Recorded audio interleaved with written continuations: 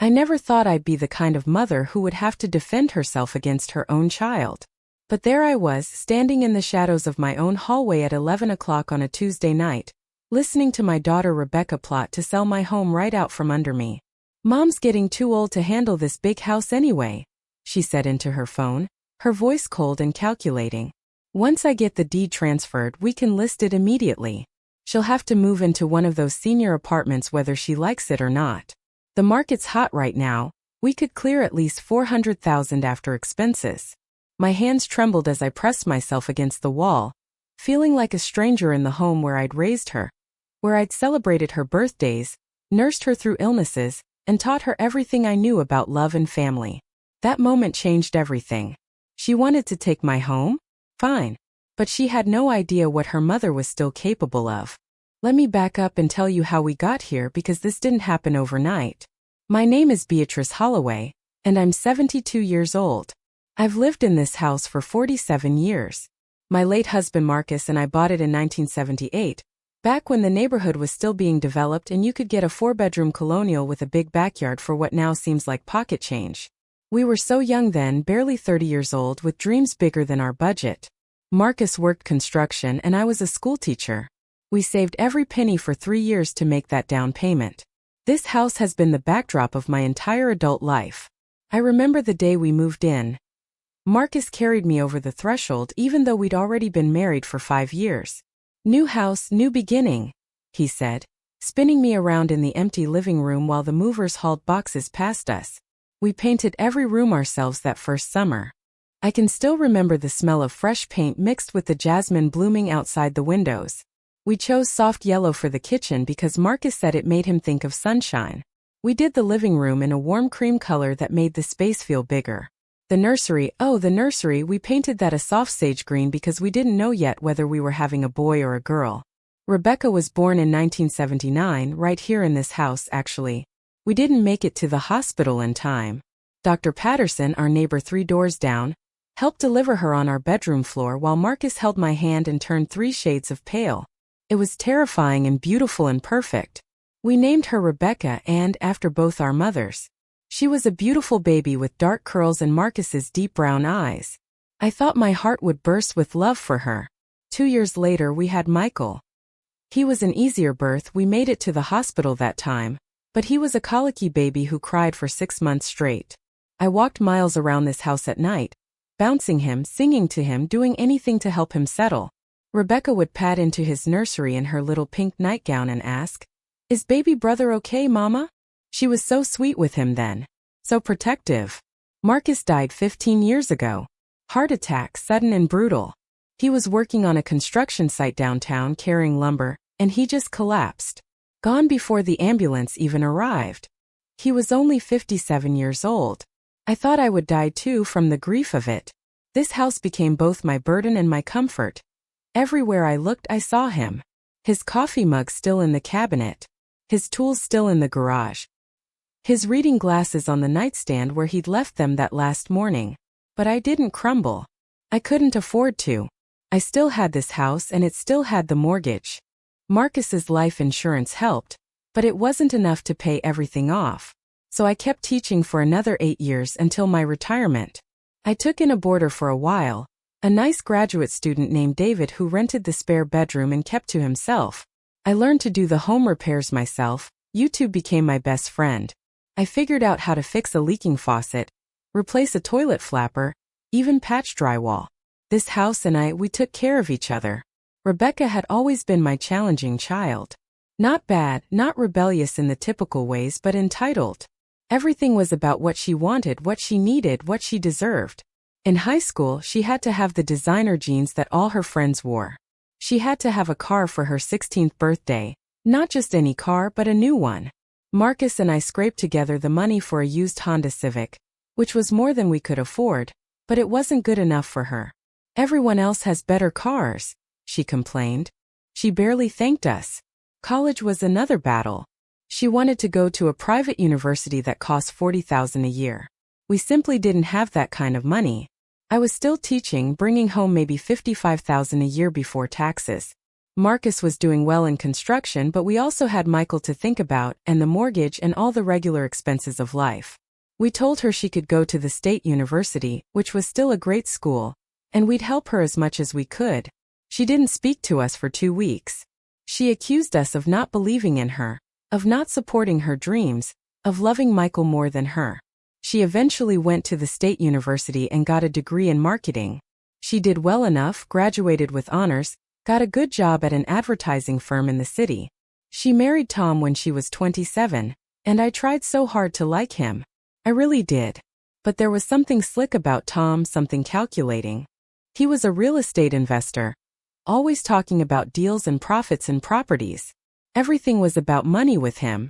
At their wedding, instead of thanking us for contributing to the cost, he complained to his groomsmen, within my earshot, that the venue wasn't upscale enough. We'd given them $15,000, nearly depleting our savings, and it wasn't upscale enough. Rebecca and Tom bought a house in an expensive development across town.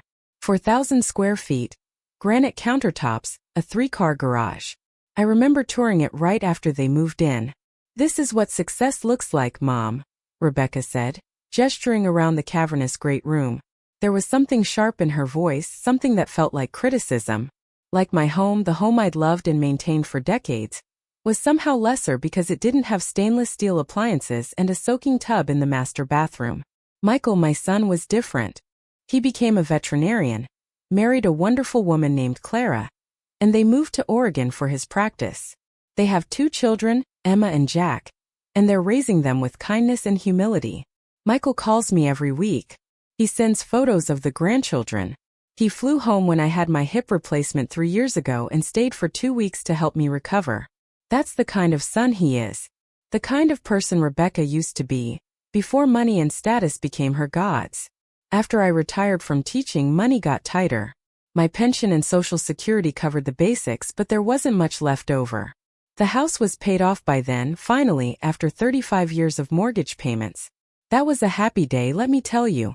I made Marcus's favorite dinner, pot roast with potatoes and carrots, and toasted him with a glass of wine. "We did it, baby," I said to his photo on the mantel. "The house is ours." But property taxes kept going up. Insurance went up. Utilities went up.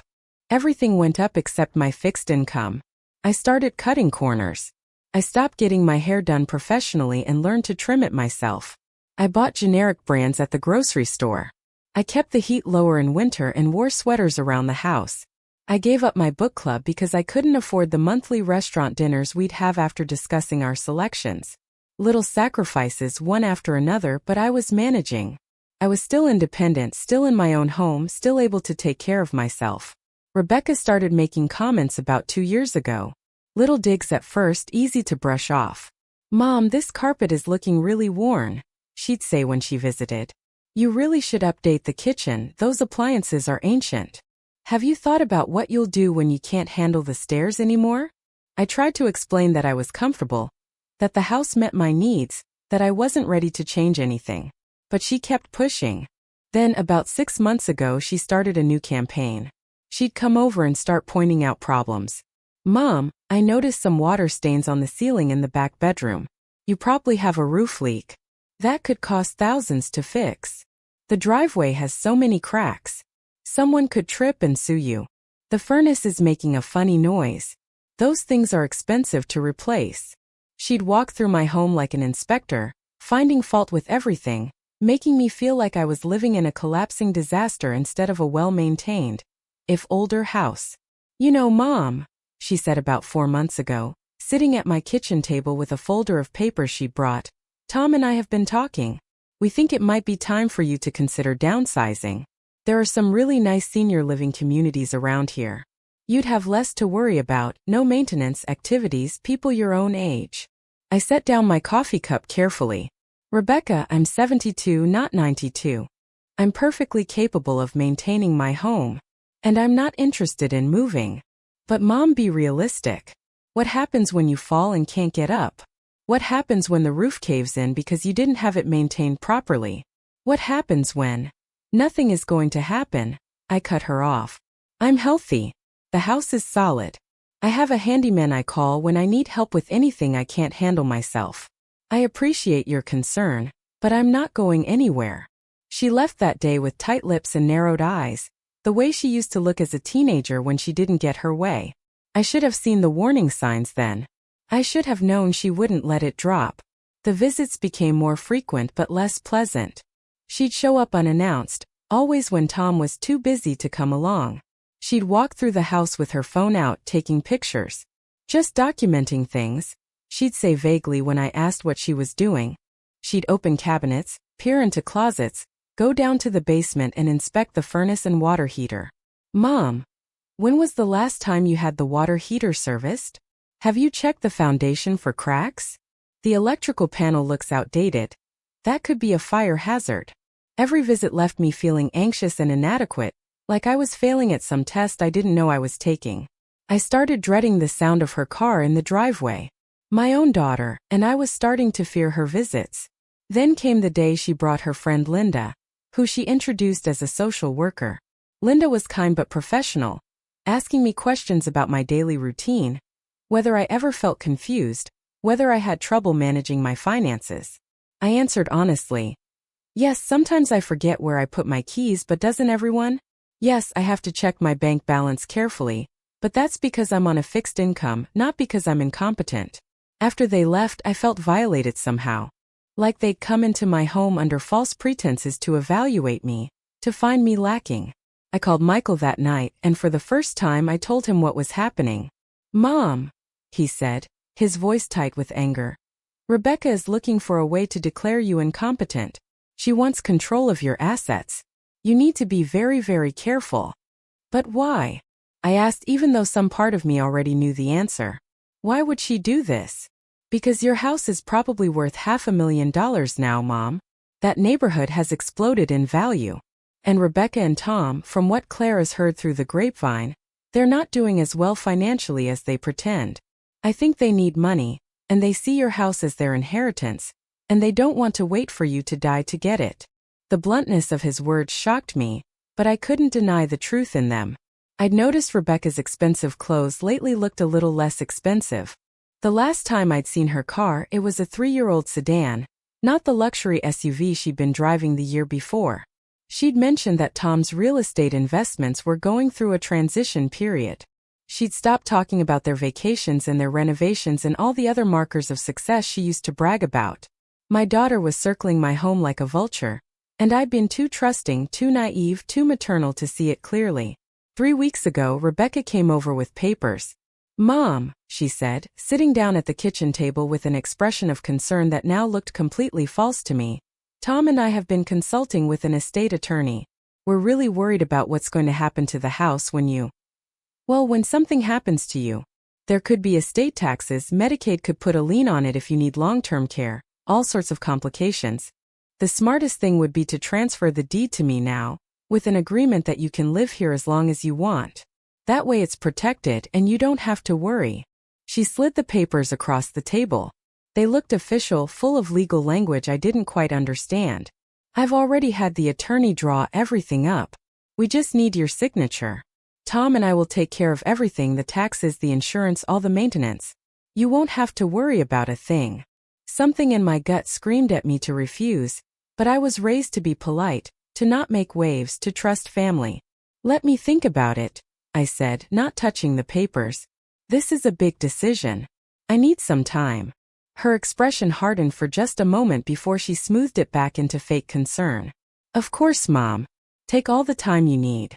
But don't wait too long, okay? These protections work best when you put them in place early.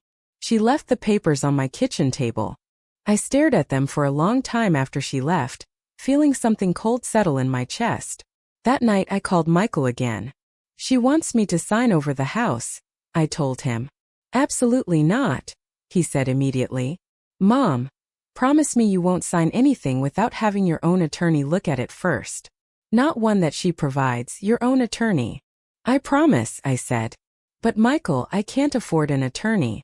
You know my budget. I'll pay for it, he said. This is too important. I'll make some calls and find someone good. Don't sign anything, don't agree to anything, and for God's sake, don't let her pressure you. I hung up feeling both relieved and heartbroken. My own daughter, the baby girl I delivered in this house 46 years ago, was trying to steal my home from me. Rebecca called me 3 times over the next week, asking if I'd had a chance to think about the transfer. Each time I put her off with vague excuses. I could hear the frustration creeping into her voice. She was used to getting what she wanted from me. My whole life, I'd sacrificed and given and accommodated her demands. She expected me to just sign away my home because she told me it was the right thing to do. Then came last Tuesday night. I'd gone to bed early, around 9 o'clock, but couldn't sleep. I was reading in bed when I heard a car pull into my driveway around 10:30. I looked out the window and saw Rebecca's car. That was odd, she never visited this late. I heard her let herself in with her key. I'd given her a key years ago, back when I trusted her with everything. I got up, thinking I should go downstairs and see what she needed. Maybe she'd had a fight with Tom and needed a place to stay. But then I heard her voice and she was on her phone. I paused at the top of the stairs, not meaning to eavesdrop, but something in her tone stopped me. "I'm at the house now," she was saying. "Mom's probably asleep, she goes to bed early these days. I'm just checking for anything we might need to deal with before we list it." A pause. "No, she hasn't signed yet, and I don't think she's going to. She's being stubborn about it. But I've been thinking we might not need her to sign. If we can document that she's not competent to manage the property, we can get guardianship. Then we can sell it for her own good." I gripped the railing, my heart pounding so hard I thought she might hear it downstairs. Linda said the competency evaluation was borderline. Mom's clearly not maintaining the place properly, and at her age, it's just a matter of time before something bad happens. We document everything, the repairs that need to be done, any incidents of forgetfulness, anything we can use. Then we petition for guardianship, and once we have that, we can make decisions about her assets. Another pause. "I know it sounds harsh, Tom, but we're drowning. The creditors are calling every day. We're going to lose our house if we don't come up with $200,000 by the end of the summer. Mom's sitting on a gold mine here, and she's too selfish and stubborn to help us out." I had to put my hand over my mouth to keep from gasping out loud. Too selfish? Too stubborn? I'd given her everything. Everything. "Once I get the deed transferred, we can list it immediately," she continued. And those were the words I'd heard when I first started writing this story. "She'll have to move into one of those senior apartments whether she likes it or not. The market's hot right now, we could clear at least $400,000 after expenses." She was walking through my living room as she talked, and I could hear her footsteps moving toward the kitchen. "I'm taking some pictures of the worst areas. The carpet in the hallway, the water stain in the back bedroom, the crack in the foundation wall downstairs. I'll take these to Linda and see if they're enough to support a claim of neglect. Yeah, I know she's my mother, but she's not being reasonable. She doesn't need a 4-bedroom house at her age. She'll be better off somewhere smaller anyway, with people checking in on her. We're really doing her a favor." I stood there in the dark hallway, trembling with rage and betrayal so intense I thought I might be sick. This woman, my firstborn child, the daughter I'd loved and sacrificed for and supported through every phase of her life, was standing in my home, plotting to take it away from me. Not because she thought I needed help. Not because she was concerned for my welfare. But because she needed money and she saw me as an obstacle to getting it. She stayed for maybe 20 minutes taking pictures, opening drawers, looking through my papers on the kitchen counter. I stayed frozen at the top of the stairs, afraid to move, afraid to confront her, afraid of what I might say or do. When she finally left, locking the door behind her with her key, I went back to my bedroom and sat on the edge of my bed in the dark. I didn't cry. I'd cried enough over the years, when Marcus died, when Rebecca disappointed me time and again, when life was hard and money was tight. I was done crying. What I felt now was cold, crystal clear clarity. My daughter wanted to take my home. She was willing to lie, manipulate, and destroy my reputation to do it. She thought I was weak, incompetent, an easy target. She had severely underestimated her mother. I called Michael at 6 in the morning. "I need that attorney's number," I told him. "And I need it today." He gave me the name and number of Sandra Wallace, an estate and elder law attorney in the city. I called her office as soon as it opened at 8:30. "This is an urgent matter," I told her receptionist. "I need to see Ms. Wallace as soon as possible." To my relief, they had a cancellation and could see me that afternoon at 2 o'clock. I drove myself into the city, yes, I still drive, I'm not incompetent, Rebecca, and met with Sandra Wallace in her comfortable office overlooking the park. Sandra was about 50, with sharp eyes and a no-nonsense manner that I immediately liked. I told her everything, Rebecca's increasingly aggressive campaign to get me to sign over the house, the visit from Linda, the supposed social worker, the papers Rebecca had left, and finally, what I'd overheard the night before. Sandra's expression grew harder as I talked. When I finished, she sat back in her chair and shook her head. Mrs. Holloway, what your daughter is doing is called elder financial abuse, and it's more common than you'd think. Adult children who see their parents' assets as their inheritance, who feel entitled to that money or property, will sometimes go to shocking lengths to get access to it. What can I do? I asked. How do I protect myself? First, we make sure all your legal documents are in order. Your will, your power of attorney, your healthcare directive. Everything. We make sure that only people you trust completely have any authority to act on your behalf. I'm guessing your daughter has power of attorney currently. I nodded miserably. I set that up years ago after Marcus died. Just in case something happened to me. We're revoking that immediately and setting up a new one with someone else as your agent. Who do you trust? My son Michael, I said without hesitation. Good. We'll make him your agent. Second, we're going to document your competency. I'm going to refer you to a geriatric specialist who will do a thorough cognitive evaluation. Not some friend of your daughter's, but an actual medical expert. That evaluation will go in your file and serve as evidence that you are fully competent to manage your own affairs. What about the house? I asked. She said they could get guardianship and sell it. Guardianship is a court process and it's not easy to get, especially for someone who's clearly competent. The fact that you came here on your own, that you're able to articulate the situation clearly, that you're taking steps to protect yourself, all of that works in your favor. With proper documentation of your competency and updated legal documents, she won't be able to touch the house without your permission. I felt a weight lift from my chest for the first time in months. Thank you, I said. What do I owe you? Your son has already arranged to cover my retainer, she said with a kind smile. And Mrs. Holloway? I want you to consider one more thing. Your daughter has been accessing your home with a key. I'd recommend changing the locks. Today if possible. I will, I said. And I meant it. I left Sandra's office feeling stronger than I had in a long time. I stopped at a hardware store on the way home and bought a new deadbolt for the front door and a new lock for the back door. The helpful young man at the store showed me how to install them, and I managed to do it myself within an hour of getting home. Rebecca's key would no longer work. She'd lost the privilege of unlimited access to my home. Over the next week, I followed through on everything Sandra had advised. I saw Dr. Patricia Moore, a geriatric specialist, who put me through a battery of cognitive tests. I scored in the normal range for everything. Mrs. Holloway, she told me with a smile, your memory, executive function, and judgment are all excellent for someone your age. You're sharp as a tack. She wrote up a detailed report documenting my competency, and Sandra added it to my file. I signed new powers of attorney naming Michael as my agent, not Rebecca. I updated my will, making sure the language was crystal clear about my wishes. I even set up a consultation with a geriatric care manager who came to my home and did an assessment, concluding that I was living independently and safely with no signs of self-neglect or inability to manage activities of daily living. Sandra compiled all of this into a comprehensive file. If your daughter tries to pursue guardianship, she told me, we have everything we need to oppose it. But Mrs. Holloway, I want you to think about something else. Your daughter has been coming into your home without your permission, taking pictures, going through your things, and plotting against you. That's trespassing and invasion of privacy. You would be within your rights to pursue a restraining order. I don't think I'm ready for that, I said. The idea of taking legal action against my own daughter, however justified, still felt wrong. Some part of me, the mother part, still hoped this could be resolved without lawyers and courts and restraining orders.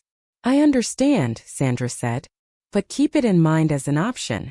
And in the meantime, don't let her in your house, don't sign anything she gives you, and don't engage with her accusations or manipulation. You've done everything right. Now you just need to stay strong.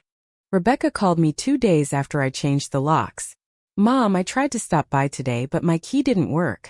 Did you change the locks? Yes, I did, I said calmly. I decided I wanted better security. Can I get a copy of the new key? No, Rebecca. I've decided to be more careful about who has access to my home.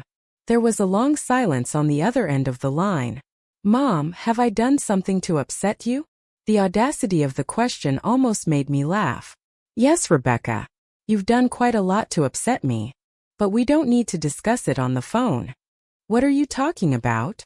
I'm talking about your visits with your friend Linda, trying to evaluate my competency. I'm talking about the papers you brought, trying to get me to sign over my house. I'm talking about you taking pictures of my home to document neglect. I'm talking about a lot of things. Another long silence. Then her voice cold. Someone's been filling your head with paranoid nonsense. Let me guess, Michael. Michael has been honest with me, which is more than I can say for you. Don't call me again until you're ready to have an honest conversation about what you've been doing. I hung up before she could respond. My hands were shaking, but I felt powerful too. I'd stood up for myself. I'd set a boundary. After a lifetime of giving in to her demands, I'd finally said no. She tried to call back 3 more times that evening. I didn't answer. She sent text messages. Mom, we need to talk about this. You're being manipulated. I've only ever tried to help you. I didn't respond. Let her sit with the silence. Let her wonder what I knew and what I was planning to do about it. The next morning Tom called me. That was a surprise. Tom never called me. He barely spoke to me when they visited. Beatrice, he said, his voice trying for friendly but coming across as strained. Rebecca is really upset. I think there's been some kind of misunderstanding. Can we come over and talk to you about this? No, I said simply. I don't think that would be productive right now. Look, I know Rebecca can come on a little strong sometimes, but her heart is in the right place.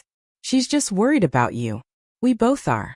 That house is a lot for you to manage on your own, and we genuinely think you'd be happier somewhere smaller. Somewhere with less responsibility. Tom, I appreciate your concern, but I'm not interested in moving. And I'm not interested in signing over my house to you and Rebecca. If that's what this phone call is about, we can end it right now. It's not about that, he said, though his tone suggested it absolutely was about that. It's about making sure you're taken care of. You're not getting any younger, Beatrice. What happens when you can't handle the stairs? What happens when you need medical care and don't have the equity from the house to pay for it? I'll cross those bridges when I come to them. And Tom? Don't call me again. I hung up. 2 phone calls in 24 hours where I'd asserted myself, set boundaries, refused to be manipulated. Felt good. It felt overdue. But I knew this wasn't over. Rebecca and Tom needed money badly if what I'd overheard was true. They weren't going to give up just because I'd changed my locks and refused their phone calls. They'd escalate. They'd try a different approach. I needed to be ready. I spent the next few days fortifying my defenses. I called my bank and put additional security measures on my accounts, including a verbal password required for any phone inquiries. I checked my credit report to make sure Rebecca hadn't tried to open any accounts in my name. I documented everything, every phone call, every text message, every interaction. Sandra had told me that documentation was crucial if things went legal. I also started doing some research of my own. If Rebecca and Tom were in financial trouble, there would be signs. I started with the county property records, which are public information. I looked up their house. Sure enough, there was a second mortgage recorded 18 months ago. Then a third mortgage 6 months ago. They'd borrowed against that house multiple times. I looked up their property tax records and saw they were currently 2 quarters behind on payments. I dug deeper, using the internet skills I'd taught myself over the years. I found notices of lien filed against Tom's real estate investment company. There was a lawsuit from a contractor claiming Tom hadn't paid for work completed. There were court judgments for credit card debt. Rebecca and Tom's financial house was crumbling, and they were desperate. My home, my paid-off, valuable, equity-rich home, must have looked like a life raft to them, and they'd been willing to destroy me to get it. As I sat at my kitchen table, looking at the evidence of their financial desperation spread out in front of me, Something shifted inside me. I'd been hurt, betrayed, defensive. I'd been focused on protecting what was mine. But now I started thinking about something else. Consequences. Rebecca needed to learn that actions have consequences. That you can't treat people, especially your own mother, like disposable assets to be liquidated when convenient. And Tom, who'd always looked down on me, who'd sneered at my modest home and my teacher's pension, who'd encouraged his wife to betray her own mother, he needed to learn some consequences too. I sat back in my chair, an idea forming. It was audacious. It was risky. But it felt right in a way that simply defending myself didn't. Sandra had told me I needed to stay strong. Well, I was about to show everyone exactly how strong I could be. I picked up my phone and called Rebecca. She answered on the first ring. Mom? Are you okay? I've been so worried. I'm fine, Rebecca. I'm calling to apologize. You and Michael and Tom have all been telling me I need to be more realistic about my situation, and I think you're right. I've been stubborn and proud, and that's not serving anyone well. I could almost hear her recalibrating on the other end of the line. Oh, Mom, I'm so glad you're seeing reason. We really do just want what's best for you. I know you do, sweetheart. And I've been thinking about those papers you brought about transferring the house to you. I think it makes sense. I should have listened to you from the beginning. Really? She couldn't keep the excitement out of her voice. That's wonderful, Mom. That's really wonderful. Do you still have the papers? I do. Why don't you and Tom come over on Saturday? We can go through everything then. I'll sign whatever needs to be signed. Saturday is perfect. Thank you, Mom. You're making the right decision, I promise. After I hung up, I sat very still for a moment, my heart pounding. Then I called Sandra Wallace. Sandra, I need to talk to you about something. I have an idea, and I need to know if it's legal. I explained what I was thinking. There was a long pause on the other end of the line. Then Sandra said, It's definitely legal. Risky but legal. And if you're sure this is what you want to do, I can help you set it up. But Mrs. Holloway, you need to be very sure. There's no going back once you start down this path. I'm sure, I said. And I was. Over the next 3 days, Sandra and I worked together to set up what we were calling Operation Consequence. It required some finesse, some careful timing, and the help of several professionals. But by Friday evening, everything was in place. Saturday morning, Rebecca and Tom arrived at my house promptly at 10 o'clock. They were dressed nicely, professionally. Tom in slacks and a button-down shirt, Rebecca in a dress and heels. They looked like they were going to a business meeting, not visiting family. I suppose for them it was a business meeting. Come in, I said warmly, playing my part. I made coffee. And I baked those chocolate chip cookies you always loved, Rebecca. We sat at the kitchen table, the same table where we'd had family dinners for decades, where I'd helped Rebecca with her homework, where Marcus and I had paid our bills and planned our budget. It felt surreal to be sitting here now, about to do what I was about to do. So, Tom said, pulling out a folder, we brought fresh copies of the paperwork just to make sure everything is current. It's pretty straightforward. You'll be transferring ownership of the property to Rebecca, with a clause that guarantees you can live here for the rest of your life. We'll take over the property taxes and insurance, all the maintenance costs. You won't have to worry about any of it. That sounds wonderful, I said. I picked up the papers and pretended to read through them, though I'd already had Sandra review the documents Rebecca had left weeks ago. They were exactly what Sandra had predicted. A deed transfer that gave Rebecca complete ownership with vague, unenforceable language about my right to remain in the home. Once Rebecca owned it, she could evict me legally within 60 days. The papers were designed to look protective when they actually left me completely vulnerable. Where do I sign? I asked. Rebecca pointed to the signature lines, barely able to contain her excitement. Her hands were shaking slightly as she handed me a pen. Just here, Mom. And here. An initial here. I signed with a flourish. Beatrice and Holloway, in my best cursive handwriting. Rebecca and Tom both witnessed and signed. It was done. I'll get this recorded at the courthouse on Monday, Tom said, carefully placing the signed documents back in his folder. And Rebecca and I will start looking into getting the house ready to list. I blinked. List? What do you mean? Rebecca had the grace to look slightly uncomfortable. Well, Mom, the thing is, this house is really too much for you. And Tom and I have been talking, and we think the best thing would be to sell it and use the proceeds to get you into a nice assisted living facility.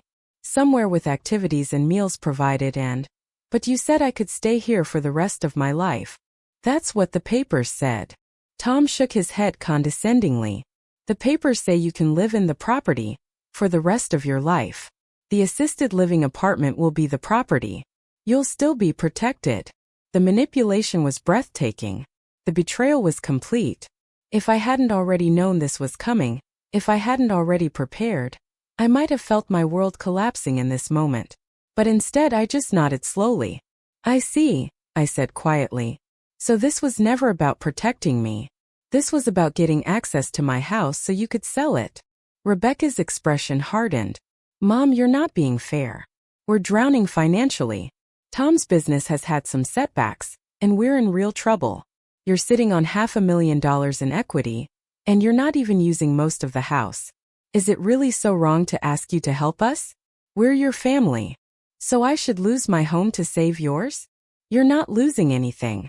You'll have a nice apartment, people to take care of you, and we'll have the money we need to save our house, our business, our life. Everyone wins. I stood up from the table. I think you should leave now. Mom, come on, don't be dramatic. Get out of my house. Now. Tom grabbed Rebecca's arm. Let's go. She'll calm down. We have the signed documents, that's what matters. They left, Rebecca looking back over her shoulder with an expression that was half guilt, half triumph. I closed the door behind them and locked it. The new lock, the one their key couldn't open. Then I picked up my phone and made 3 calls. The first call was to Sandra Wallace. They took the bait. Everything is signed. You can proceed with step 2. The second call was to Michael. It's done. I'll call you tomorrow with the details, but I wanted you to know that I'm okay, and everything is going exactly according to plan. The third call was to my neighbor Dorothy, who'd been watching from her window as I'd requested. Did you get pictures of them arriving and leaving? I got everything, Dorothy said. I could hear the excitement in her voice. She'd been furious when I'd told her what Rebecca was trying to do. Dorothy had known Rebecca since she was a baby. That girl should be ashamed of herself. I spent the rest of Saturday afternoon in a state of calm readiness. Everything was in motion now. There was no stopping it. On Sunday, I went to church for the first time in months. I prayed for wisdom, for strength, and yes, for forgiveness, both to give it and to receive it. What I was doing would hurt Rebecca. It was designed to hurt her. But sometimes pain is the only teacher some people will listen to. Monday morning I waited. Tom would go to the courthouse to record the deed transfer.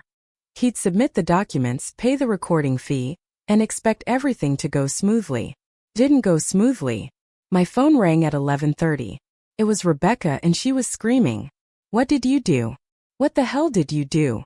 I'm going to need you to be more specific, Rebecca. The deed. They won't record the deed. They said there's a problem with the title, that there's some kind of hold on it. Oh, that? I said calmly. Yes, I filed a title dispute on Friday. I'm alleging that I signed those documents under duress and undue influence. Until the dispute is resolved, no transfers can be recorded. There was sputtering on the other end of the line. Then Tom's voice, he must have grabbed the phone. You can't do that. You signed those documents voluntarily, with witnesses. Did I? Because I have documentation suggesting otherwise. I have records of your financial troubles, the liens, the judgments, the pending foreclosure on your house. I have documentation of my daughter's campaign to pressure me into signing over my property. I have witness statements. And Tom? I have a recording of you and Rebecca, from this past Saturday, admitting that you lied about the terms of the agreement and were planning to sell my house out from under me. I'd recorded our conversation on Saturday. In our state, one-party consent is legal for recording. I was allowed to record conversations I was part of without telling the other parties. Sandra had confirmed it. You recorded us? Tom's voice was shaking with rage. I did. And if you try to move forward with this deed transfer, if you try to claim that I voluntarily and with full knowledge agreed to these terms, I will submit that recording as evidence of fraud. Your choice. The line went dead. I sat down at my kitchen table, my hands shaking now that it was over. I'd done it. I'd stopped them. My house was still mine. But I wasn't done yet. On Tuesday, I called Sandra again. I'm ready for phase 2. Are you absolutely sure? Sandra asked one more time. This is going to have significant consequences for your daughter. I'm sure. What Rebecca and Tom didn't know, what nobody knew except Sandra, Michael, and me, was that I'd been doing more than just protecting my own property. While researching their financial troubles, I discovered something interesting. Rebecca's house, the one they were so desperate to save, was titled solely in her name. Tom wasn't on the deed. Apparently when they bought it, Tom's credit was already problematic, so they put it in Rebecca's name only. 2 years ago, when Rebecca was going through what she called a successful period, she'd asked me to lend her $50,000. She wanted to invest in one of Tom's real estate deals. I'd been hesitant. It was a huge amount of money, nearly half my total savings. But she'd promised to pay me back with interest. She'd written me a promissory note, signed and notarized, agreeing to repay the $50,000 plus 5% interest within 2 years. That promissory note was now a year overdue. She'd never paid me back a single dollar. I'd asked about it a few times gently, and she'd always had excuses. Soon, Mom. The money's tied up in investments. Once Tom's next deal closes, we'll pay you back everything. I'd let it go because she was my daughter, and I'd been raised to believe family doesn't press family about money. But that promissory note was a legal debt. An illegal debt can be collected. On Wednesday, Sandra filed a lawsuit against Rebecca for breach of contract and demand for repayment of the loan. We weren't asking for just the $50,000. We were asking for the $50,000 plus interest plus legal fees, plus penalties for late payment. The total came to $72,000. More importantly, we filed a lien against Rebecca's house. Until the debt was paid, she couldn't sell the property, couldn't refinance it, couldn't do anything with it. The lien effectively froze her primary asset. Rebecca received the lawsuit papers on Friday. She called me, crying this time instead of yelling. Mom, how could you? You're suing me? You're putting a lien on my house. You tried to steal my house, Rebecca. Did you think there wouldn't be consequences? I wasn't stealing. I was trying to help. And that loan, you said it was a gift, you said. I have the promissory note with your signature on it. You agreed to pay me back. You didn't. Now I'm collecting what I'm owed. We don't have $72,000. We can't pay this. You're going to make us lose our house. And there it was. The exact thing she'd been willing to do to me, now happening to her. Then I suppose you'll need to find a way to come up with the money. Sell some things. Downsize. Maybe move to a nice apartment somewhere cheaper. I believe you recommended that approach to me. Please, Mom. Please don't do this. I'm sorry. I'm so sorry. We'll forget about your house, we'll tear up the deed transfer. We'll never bother you about it again. Just drop the lawsuit. No, I said simply. The lien stays until I'm paid in full. You have 6 months before I can force a sale of your house to satisfy the debt. I suggest you get creative. She was sobbing now. How can you be so cruel? I'm your daughter. Yes, you are. And I loved you enough to sacrifice everything for you your whole life. I loved you enough to give you everything you asked for, even when I couldn't afford it. I loved you enough to trust you completely. And you repaid that love by trying to take the one thing I have left, my home, my independence, my dignity. So yes, Rebecca, I can be this cruel. Because you taught me that cruelty is what you respond to. You certainly never responded to kindness. I hung up. For the next several weeks I had peace. Rebecca and Tom didn't contact me. The deed transfer was officially withdrawn. Sandra made sure of that, and we got documentation that the title to my home was clear, with no encumbrances or disputes. My house was mine unquestionably and legally.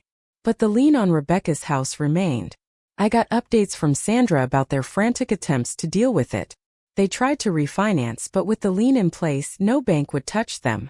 They tried to sell, but the title wasn't clear. They tried to negotiate with their other creditors, but those creditors weren't willing to wait. The foreclosure proceedings on Rebecca's house continued to move forward. 6 weeks after I filed the lien, Rebecca called again. This time her voice was flat, defeated. Mom, we're going to lose the house. The foreclosure sale is scheduled for next month. We'll have nothing. I'm sorry to hear that, I said. And I was a little. Despite everything, she was still my daughter. Hurting her didn't bring me the satisfaction I'd thought it would. It just made me tired. Is there anything I can do to get you to drop the lien? Anything at all. I thought about it. I made my point. The deed transfer was withdrawn. Rebecca and Tom would never threaten my home again. But if I dropped the lien now, would she learn anything? Would she understand that actions have consequences? Or would she just resent me and look for another way to get what she wanted? Yes, I said finally. There is something. I want you to acknowledge what you did. In writing. I want a letter from you, detailed and honest, admitting that you tried to manipulate me into signing over my house under false pretenses so you could sell it. I want you to acknowledge that you were willing to leave me homeless to solve your financial problems. I want you to take full responsibility for your actions, with no excuses about how you were just trying to help me, or how I misunderstood your intentions. And I want you to apologize genuinely for betraying my trust. And then you'll drop the lien? Then I'll consider it. The letter arrived 3 days later. It was 3 pages long, handwritten, and it was everything I'd asked for. Rebecca laid out what she'd done step by step. The plan to get me declared incompetent. The manipulative visits. The false promises. The intention to sell my home within weeks of getting control of it. She admitted it was about money, about saving her own house and her own lifestyle. She admitted she'd been willing to sacrifice my well-being for hers. The apology at the end was raw and painful to read. I don't know who I became, Mom, she wrote. I was so desperate and so scared. And I let that turn me into someone unrecognizable. Someone who could hurt her own mother. I understand if you can never forgive me. I'm not sure I can forgive myself. I called Sandra. Drop the lien. Are you sure?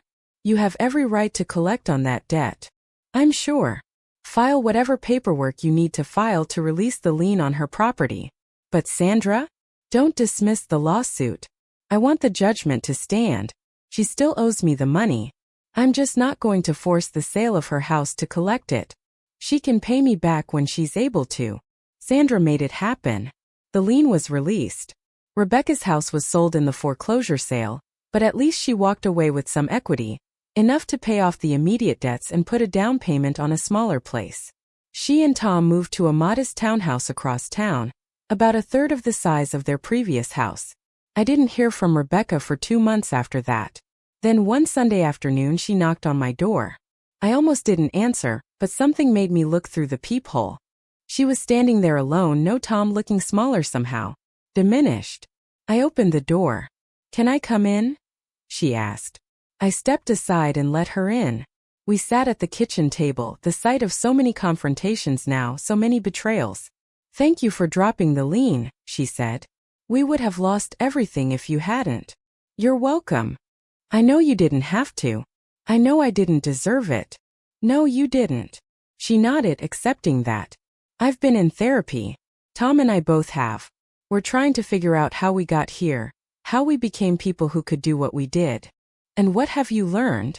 That I've been entitled my whole life. That I always expected you to sacrifice for me, to give me what I wanted because that's what you always did. I never learned to handle disappointment or work for things or accept limitations. And when things got hard, when we were about to lose everything, I looked at you and I didn't see my mother. I saw an asset, an obstacle. I'm so ashamed of that. I didn't say anything. What was there to say? She was right. I don't expect you to forgive me, she continued. I don't know if I'd forgive me, but I wanted you to know that I'm going to pay you back, every dollar, even if it takes me the rest of my life. And I'm going to be better. I'm going to be the daughter you deserve to have. Rebecca, I said quietly, I don't need a perfect daughter. I never did. I just needed an honest one, a kind one, someone who saw me as a person, not as a resource to be exploited. Tears were running down her face now. I know. I'm so sorry, Mom. I'm so sorry. We sat there in silence for a while. Then I got up and made tea, and we sat and drank it together, not saying much, but maybe starting to rebuild something. Not the relationship we'd had before, that was gone, broken beyond repair. But maybe something new. Something more honest if more painful. Rebecca left after an hour, and I stood at the window watching her drive away. I didn't know if we'd ever be close again. I didn't know if I'd ever fully trust her. But I knew that I'd done the right thing. I protected myself. I'd set boundaries. I'd held her accountable for her actions. And in doing so, maybe I'd saved her from becoming someone even worse than she'd already been. In the months that followed, life returned to a new normal. I stayed in my house, my beloved home that I'd fought for and kept. Michael and his family visited, and it was a joy to have my grandchildren running through the rooms, making new memories in the place where their father had grown up. Michael thanked me for being strong, for not letting Rebecca take advantage of me. "You taught me that loving someone doesn't mean letting them hurt you," he said. "That's a lesson I'll pass on to my kids." Rebecca sent me a check for $200 every month. It wasn't much, it would take her over 30 years to pay back the full judgment at that rate, but it was consistent. Every month, without fail, the check arrived. I deposited each one, not because I needed the money, but because I needed her to remember. To take responsibility. To understand that debts must be paid, that betrayals have lasting consequences. One Sandra Wallace became more than my attorney. She became a friend. We had lunch once a month, and she told me stories about other cases she'd handled. Other elders who'd been victimized by their own children. "You're one of the lucky ones," she said. "You saw it coming in time to protect yourself. And you had the courage to fight back. Most people don't." "I almost didn't," I admitted. "I almost signed those papers weeks before I overheard her on the phone. I almost gave her everything because that's what I'd always done. But you didn't. And that makes all the difference." Dorothy, my neighbor, became a closer friend too. She'd check on me daily, not because she thought I needed checking on, but because she enjoyed the company. We'd have coffee on my porch in the mornings when the weather was nice, watching the neighborhood come to life. She told everyone about what had happened, not the legal details but the general story. Beatrice's daughter tried to take her house, and Beatrice put her in her place, she'd say with fierce pride. "Don't mess with our Beatrice." I became something of a local legend, apparently. Other women my age would stop me at the grocery store or the library, sharing their own stories of adult children who tried to pressure them into giving up their homes, their savings, their independence. "What did you do?"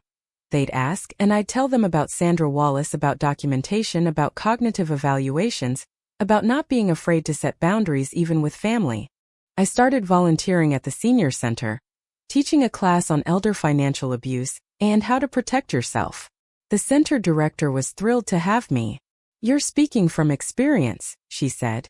"That makes all the difference to people who are going through it themselves." At one of my classes, a woman in her late 60s raised her hand. "But what if you stand up to your children and they cut you off completely? What if you lose your family by protecting yourself?"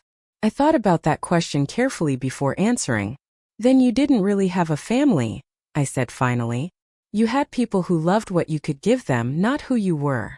And as painful as it is to lose that, it's worse to live as a prisoner, always afraid, always being taken advantage of. Your life, your home, your independence, those things matter. You matter. And anyone who doesn't respect that isn't someone you want in your life, even if they share your blood." The room was quiet for a moment. Then the woman nodded, tears in her eyes. "Thank you," she said. "I needed to hear that." As for Rebecca and Tom, they struggled for a while. I heard through the grapevine, Dorothy was an excellent source of neighborhood information, that Tom's real estate business had completely collapsed. He ended up taking a job as a property manager for someone else's company.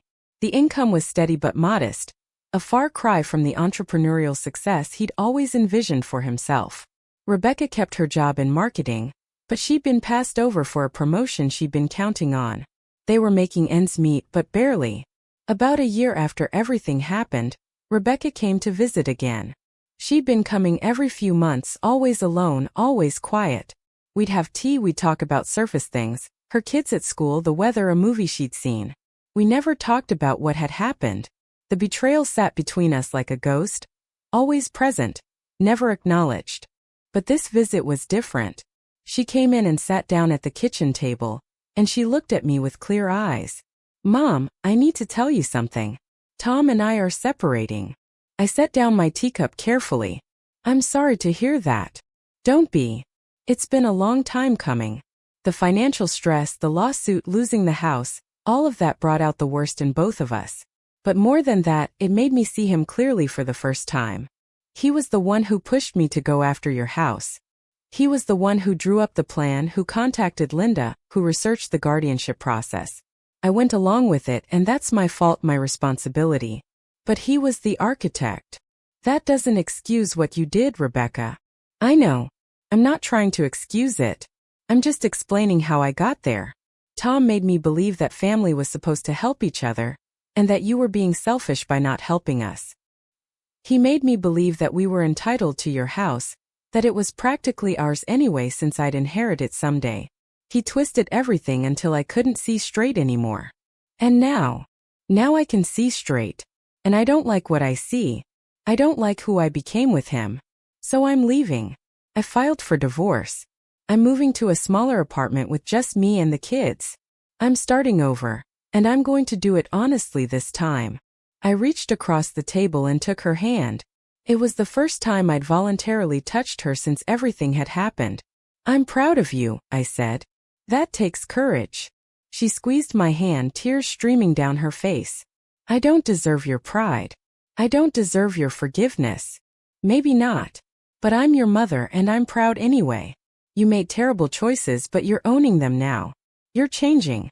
That matters. We sat there holding hands across the kitchen table. Both of us crying. Both of us mourning what we'd lost and hoping for what we might rebuild. The divorce took 6 months. Rebecca got primary custody of the kids. Tom didn't fight her on it, which told me everything I needed to know about him as a father. She moved into a 2-bedroom apartment in a working-class neighborhood.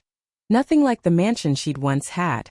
She got a second job doing freelance marketing work in the evenings to make ends meet. She still sent me the $200 every month.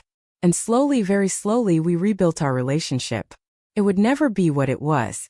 I'd never trust her with a key to my house again. I'd never put her name on any of my accounts or give her power of attorney. But we could have tea together. We could talk. She could bring my grandchildren to visit, and I could love them and spoil them and teach them, hopefully, to be better than their mother had been. 2 years after the confrontation, Rebecca came to me with something unexpected. Mom, I want to make amends, real amends. Not just apologies and monthly checks. Something that matters. What did you have in mind? I want to set up a nonprofit. An organization that helps seniors who are being financially abused by family members. Free legal consultations, support groups, education programs, everything. And I want to fund it with my story. I want to write about what I did, speak publicly about it, let people learn from my mistakes. I want to use the worst thing I've ever done to help other people. I sat back, stunned. That would be humiliating for you. Everyone would know what you tried to do. I know. I deserve to be humiliated. But more than that, other people deserve to be protected. If telling my story can help even one person avoid what I put you through, it's worth it. What does your therapist say about this? She thinks it's a healthy way to process my guilt and make genuine restitution. She also thinks it'll be incredibly hard, and that I need to be prepared for people to judge me harshly.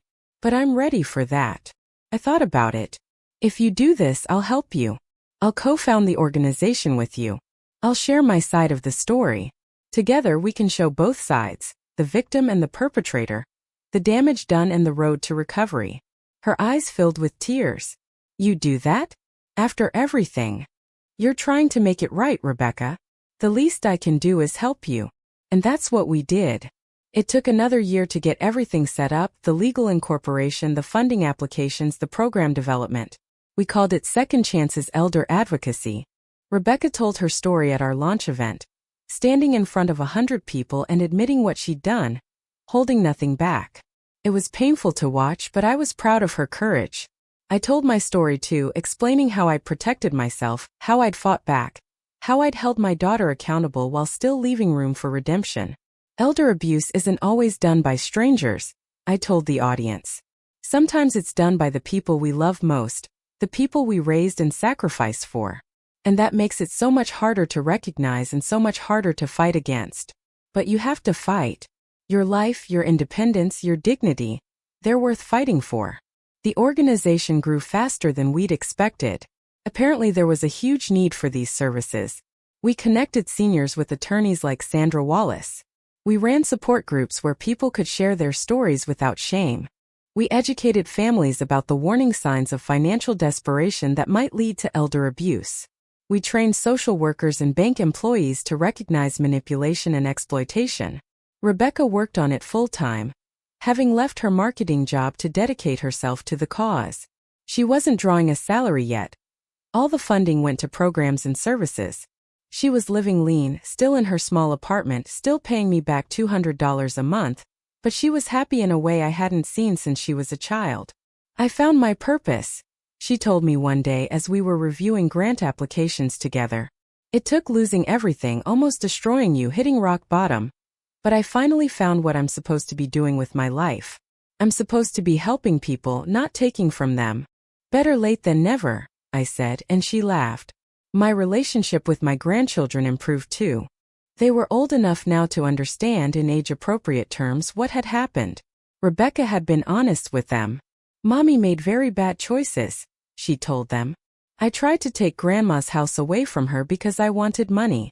That was wrong and Grandma had to stop me. We're working to make it right now, but Grandma might never trust me completely again, and that's okay. I broke her trust, so I have to live with that." My grandson, who was 12, asked me directly one day, "Grandma, do you still love my mom?" I thought about it carefully. "Yes," I said finally. "I still love her. But love doesn't mean you let people hurt you. I love your mom, but I also protect myself from her. Both things can be true at the same time." He nodded, processing that. "My friend's dad says family is everything and you have to forgive family no matter what." "Your friend's dad is wrong," I said bluntly. "Family is important, but it's not more important than your safety and well-being. Forgiveness is something you give when someone has earned it by changing their behavior and making amends. It's not something you owe automatically just because someone is related to you. Mom's trying to earn it, isn't she? With the organization and paying you back and everything." "Yes, she is. And I respect her for that." "Do you think you'll ever trust her again?" I thought about that question a lot over the following weeks. Did I trust Rebecca? No, not completely. Would I ever trust her completely again? Probably not. But did that mean we couldn't have a relationship? No. It just meant we had a different relationship now. One built on honesty and boundaries instead of blind trust and unlimited access. 3 years after the confrontation, I had a health scare. A small stroke, the doctors called it. I was in the hospital for 5 days, and for the first time, I had to confront my own mortality and what would happen to my beloved home when I was gone. Michael flew in immediately, of course. He stayed with me in the hospital, managed the doctors, made sure I had everything I needed. Rebecca came too, bringing flowers and books and sitting quietly by my bedside. They were civil to each other, which was progress. Michael had never forgiven Rebecca for what she'd tried to do, and he made no secret of his continued distrust. But for my sake, they kept their interactions polite. When I was well enough to have serious conversations, I asked Sandra Wallace to come to the hospital. With Michael and Rebecca both present, we discussed my estate planning. "I've made some decisions," I told them. "The house will go to Michael when I die. Rebecca, you'll receive an equivalent amount from my other assets, my savings, my life insurance, my pension death benefit. It won't be as much as the house is worth, but it'll be substantial. I'm doing it this way because Michael has earned my complete trust, and Rebecca hasn't." Rebecca nodded, her face pale but accepting. "I understand, Mom. That's more than fair. I'm not finished. The nonprofit Second Chances Elder Advocacy will receive a significant bequest in my will. I want the work we've started to continue long after I'm gone. And Rebecca, I'm stipulating that as long as you continue to run the organization ethically and effectively, you'll receive a modest salary from the bequest. It won't make you rich, but it'll allow you to do the work you love without constantly worrying about money."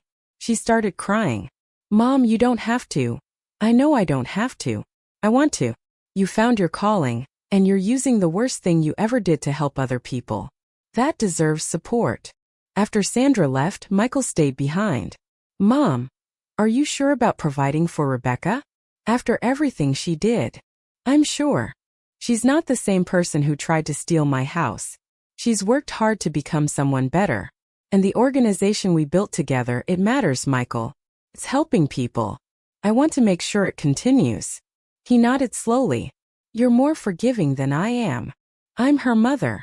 That gives me a different perspective than you have as her brother. But Michael? The house goes to you because I trust you completely. That hasn't changed. You've always been steady, always been there for me. Always treated me with respect and love. Don't think I don't see that or appreciate it. I know, Mom. And I'll take care of the house. Promise. Maybe turn it into a rental property, or maybe Clara and I will move back here when I retire. We've been talking about it. The kids are almost out of school, and we miss being close to you. The thought of Michael and Clara living in my house someday, raising their grandchildren here, keeping the memories alive, it brought me peace. I recovered from the stroke, though it left me a bit weaker. I moved more slowly now, tired more easily. I hired a cleaning service to come twice a month to do the heavy work I couldn't manage anymore. I got a medical alert button to wear around my neck just in case. I made adjustments, but I stayed in my home. Rebecca continued to prove herself. The nonprofit flourished under her direction, helping hundreds of seniors every year. She spoke at conferences, trained professionals, advocated for stronger elder protection laws. She became an expert in the field, sought after for her knowledge and her unique perspective as both a perpetrator and a reformed advocate. She never missed a monthly payment, $200 every month for 4 years now. She'd paid back nearly $10,000 of the $72,000 she owed me. At this rate, she'd be paying until she was in her 70s. But she never complained, never asked me to forgive the debt. It was her penance, her reminder, her way of taking responsibility. On the 5th anniversary of the night I overheard her plotting to sell my home, I invited Rebecca to dinner. Just the two of us at my kitchen table. I made pot roast, the same meal I used to make for her father, using his mother's recipe. This was always Dad's favorite, she said softly as we ate. I know. He used to say it tasted like home. We ate in comfortable silence for a while. Then I said, Rebecca, I want to tell you something. I've decided to forgive the remaining balance of your debt. Her fork clattered to her plate. What? Mom, no, I need to pay you back. You've paid me back enough. Not in money but in change. In effort. In dedication to making things right. You've spent 5 years proving that you're not the person who tried to steal my house. You've built an organization that has helped hundreds of people. You've been honest with your children about your mistakes. You've shown up month after month even though I know it's been hard. That's enough. I don't deserve. Stop. Stop saying you don't deserve things. You've earned this. Not through payment but through transformation. I'm forgiving the debt, Rebecca. Consider it done. She cried and I cried, and we held each other across the kitchen table like we hadn't held each other in years. Thank you, she whispered. Thank you for not giving up on me. You're my daughter, I said simply. I'll never give up on you completely. But I won't let you hurt me either. Both things are true, and they always will be. Looking back now, 5 years after that terrible night when I overheard my daughter plotting against me, I can see how much has changed. I'm still in my home, the house I fought for and kept. It's a little shabbier now, a little more worn, but it's mine. Every room holds memories, Marcus's laugh in the living room, Rebecca's first steps in the hallway, Michael's graduation party in the backyard, and yes, even the memory of standing at the top of the stairs, listening to my daughter betray me. That betrayal changed me. It hardened something that had been too soft, strengthened something that had been too yielding. I learned that being a good mother doesn't mean being a doormat. It means setting boundaries, demanding respect, and yes, sometimes it means fighting back when your children try to harm you. I learned that love and accountability can coexist. That you can love someone and still hold them responsible for their actions. That forgiveness isn't the same as forgetting, and rebuilding isn't the same as pretending nothing happened. Most importantly, I learned that I was stronger than I'd ever known. At 72 years old, when my daughter tried to take everything from me, I didn't crumble. I fought. I strategized. I won. And in winning I saved not just my home, but my dignity, my independence, and maybe even my daughter's soul. Because Rebecca is better now than she was 5 years ago. The trauma of almost losing everything, the humiliation of being held accountable, the hard work of making amends, all of that transformed her. She's not perfect. She's still working through her issues, still learning to live with less, still rebuilding her life. But she's honest now. She's humble. She's genuinely trying to be better. Would she have changed without consequences? I don't think so. Sometimes the greatest gift you can give someone you love is to let them face the results of their choices. To not rescue them, not enable them, not smooth the way. To step back and let them fall and then help them learn to stand back up on their own. That's what I did for Rebecca.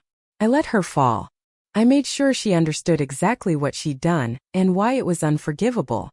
And then, when she'd done the hard work of changing, when she'd proven through years of consistent effort that she was becoming someone better, I helped her stand back up. We'll never have the relationship we once had. That relationship was based on me giving and her taking, on me sacrificing and her expecting, on blind maternal love that overlooked red flags and excused bad behavior. That relationship needed to die. What we have now is better. It's honest. It's bounded. It's built on respect instead of obligation, on earned trust instead of automatic acceptance. It's harder, more complicated, more careful, but it's real. And my home, my beautiful, beloved, hard-won home, is still mine. I sit on my porch in the evenings sometimes, watching the sun set over the neighborhood that's been mine for 47 years, and I feel proud. Not just for keeping my house, but for keeping my dignity. For standing up for myself when it would have been easier to give in. For teaching my daughter the hardest lesson she ever needed to learn. I overheard my daughter plotting to sell my home. And what I did next changed everything. Not just for me, but for her, for our family, and for the hundreds of seniors who've been helped by the organization we built from the ashes of her betrayal. Sometimes the worst things that happen to us become the catalyst for the best things we do. Rebecca's betrayal could have destroyed me. Instead, it awakened something I didn't know I had. The strength to fight back. The wisdom to know when to show mercy, and the courage to demand the respect I deserved. And I'm still here in my home, exactly where I belong.